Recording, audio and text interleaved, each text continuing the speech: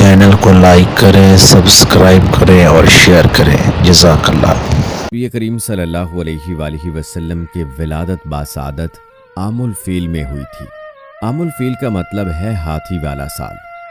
یاد رہے، عام الفیل یا ہاتھی والے سال کا ذکر قرآن میں سورہ فیل میں بھی ملتا ہے۔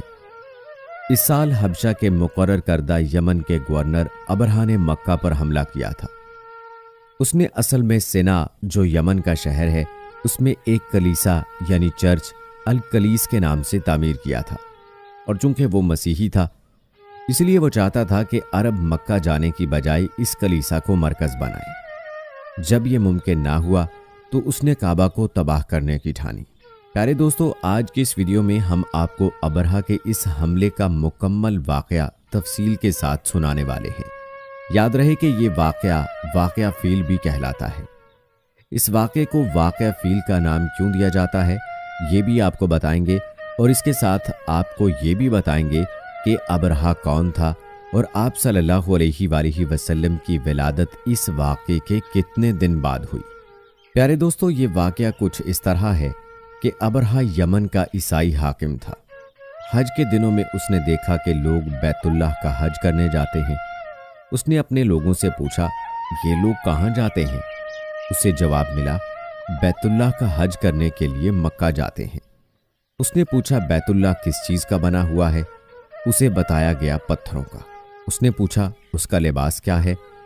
بتایا گیا، ہمارے ہاں سے جو دھاری دار کپڑا جاتا ہے اس سے اس کی پوشاک تیار ہوتی ہے۔ ابرہہ عیسائی تھا۔ ساری بات سن کر اس نے کہا، مسیح کی قسم، میں تم لوگوں کے لیے اس سے اچھا گھر تعمیر کروں گا۔ اس طرح اس نے سرخ، سفید، زرد اور سیاہ پتھروں سے ایک گھر بنوایا۔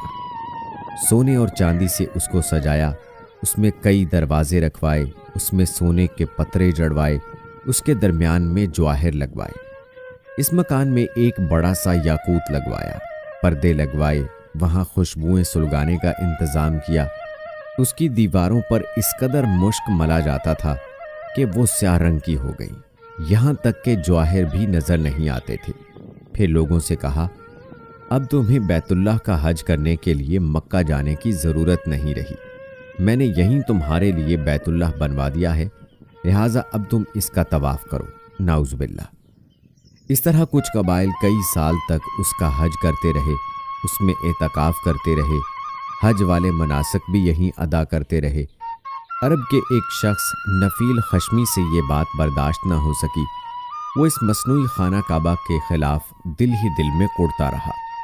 آخر اس نے دل میں ٹھان لی کہ وہ ابرہہ کی اس عمارت کو گندا کر کے چھوڑے گا۔ پھر ایک رات اس نے چوری چھپے بہت سی گندگی اس میں ڈال دی۔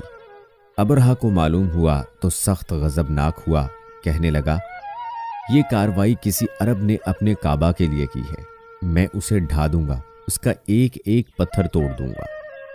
اس نے شام و حبشہ کو یہ تفصیلات لکھ دیں۔ اس سے درخواست کی کہ وہ اپنا ہاتھی بھیج دے۔ اس ہاتھی کا نام محمود تھا۔ یہ اس قدر بڑا تھا کہ اتنا بڑا ہاتھی روئے زمین پر دیکھنے میں نہیں آیا تھا۔ جب ہاتھی اس کے پاس پہنچ گیا تو وہ اپنی فوج لے کر نکلا اور مکہ کا رخ کیا۔ یہ لشکر جب مکہ کے قرب و جوار میں پہنچا تو ابرہہ نے فوج کو حکم دیا کہ ان لوگوں کے جانور لوٹ لیے جائیں۔ اس کے حکم پر فوجیوں نے جانور پکڑ لیے، ان میں عبد المطلب کے اونٹ بھی تھے۔ نفیل بھی اس لشکر میں ابرہہ کے ساتھ موجود تھا، اور یہ حضرت عبد المطلب کا دوست تھا۔ حضرت عبد المطلب اس سے ملے، اونٹوں کے سلسلے میں بات کی۔ نفیل نے ابرہہ سے کہا، قریش کا سردار حضرت عبد المطلب ملنا چاہتا ہے۔ یہ شخص تمام عرب کا سردار ہے، شرف اور بزرگی اسے حاصل ہے، لوگوں میں اس کا بہت بڑا اثر ہے، لوگوں کو اچھے اچھے گھوڑے دیتا ہے، انہیں عطیات دیتا ہے، کھانا کھلاتا ہے۔ یہ گویا عبد المطلب کا تعارف تھا۔ ابرہہ نے انہیں ملاقات کے لیے بلا لیا۔ ابرہہ نے ان سے پوچھا، بتائیے آپ کیا چاہتے ہیں؟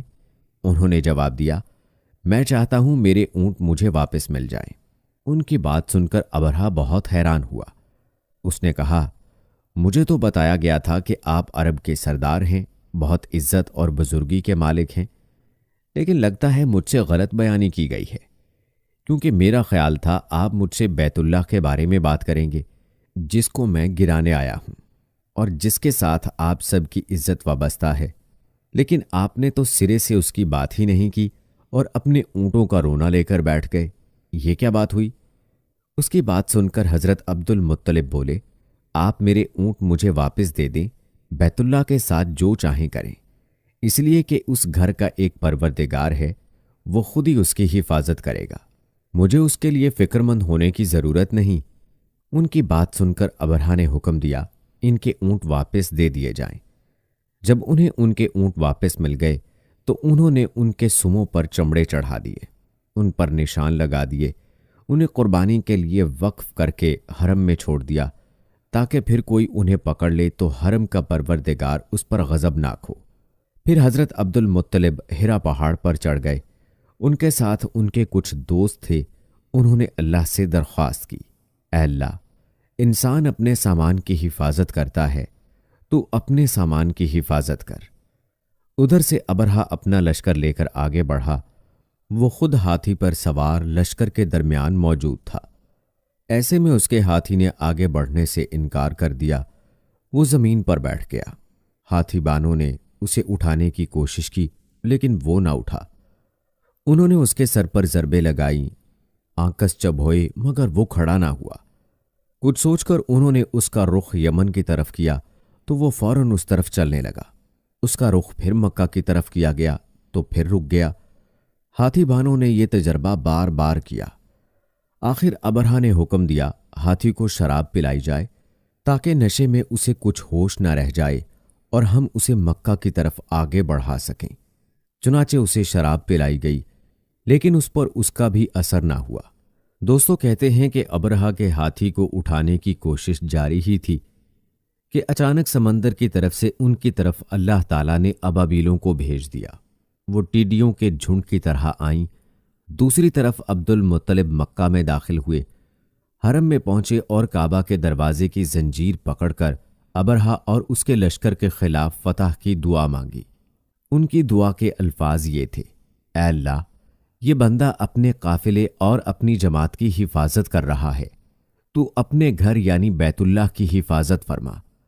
ابرہا کا لشکر فتح نہ حاصل کر سکے، ان کی طاقت تیری طاقت کے آگے کچھ بھی نہیں، آج صلیب کامیاب نہ ہو۔ دوستو یاد رہے کہ صلیب کا لفظ اس لیے بولا کہ ابرہا عیسائی تھا اور صلیب کو عیسائی اپنے نشان کے طور پر ساتھ لے کر چلتے ہیں۔ اب انہوں نے اپنی قوم کو ساتھ لیا اور ہرا پہاڑ پر چڑھ گئے، کیونکہ ان کا خیال تھا وہ ابرہا کا مقابلہ نہیں کر سکیں گے۔ اور پھر اللہ تعالیٰ نے پرندوں کے جھنڈ بھیج دیے۔ یہ پرندے چڑیا سے قدرے بڑے تھے، ان میں سے ہر پرندے کی چونچ میں پتھر کے 3 ٹکڑے تھے۔ یہ پتھر پرندوں نے ابرہا کے لشکر پر گرانے شروع کیے۔ جوں ہی یہ پتھر ان پر گرے، ان کے ٹکڑے ٹکڑے ہو گئے، بالکل اسی طرح جیسے آج کسی جگہ کے اوپر سے بم گرایا جائے تو جسموں کے ٹکڑے اڑ جاتے ہیں۔ ابرہا کا ہاتھی محمود البتہ ان کنکریوں سے محفوظ رہا، باقی سب ہاتھی تہس نہس ہو گئے۔ دوستو کہا جاتا ہے کہ یہ ہاتھی سینکڑوں کی تعداد میں تھے، سب کے سب کھائے ہوئے بھس کی مانند ہو گئے، جیسا کہ سورہ فیل میں آتا ہے۔ پیارے دوستو کہا جاتا ہے کہ ابرہا اور اس کے کچھ ساتھی تباہی کا یہ منظر دیکھ کر بری طرح بھاگے، لیکن پرندوں نے ان کو بھی نہ چھوڑا۔ ابرہا کے بارے میں طبقات میں لکھا ہے کہ اس کے جسم کا ایک ایک عضو الگ ہو کر گرتا چلا گیا، یعنی وہ بھاگ رہا تھا اور اس کے جسم کا ایک ایک حصہ الگ ہو کر گر رہا تھا۔ دوسری طرف حضرت عبد المطلب اس انتظار میں تھے کہ کب حملہ ہوتا ہے، لیکن حملہ آور جب مکہ میں داخل نہ ہوئے تو وہ حالات معلوم کرنے کے لیے نیچے اترے۔ مکہ سے باہر نکلے تب انہوں نے دیکھا سارا لشکر تباہ ہو چکا ہے۔ خوب مال غنیمت ان کے ہاتھ لگا، بے شمار سامان ہاتھ آیا، مال میں سونا چاندی بھی بے تحاشا تھا۔ لشکر میں سے کچھ لوگ ایسے بھی تھے جو واپس نہیں بھاگے تھے، یہ مکہ میں رہ گئے تھے۔ ان میں ابرہا کے ہاتھی کا مہاوت بھی تھا جو محمود کو آگے لانے میں ناکام رہا تھا۔ پیارے دوستو یوں بیت اللہ یعنی خانہ کعبہ کے مالک نے اپنے گھر کی حفاظت فرمائی اور اللہ تعالیٰ نے دنیا والوں کو اپنی قدرت کا مظہر دکھایا کہ وہ ایسی قدرت والی ذات ہے کہ ہاتھی جیسی دیوہیکل مخلوق کو ابابیل جیسے چھوٹی اور حقیر مخلوق کے ذریعے نیست و نابود کر سکتی ہے۔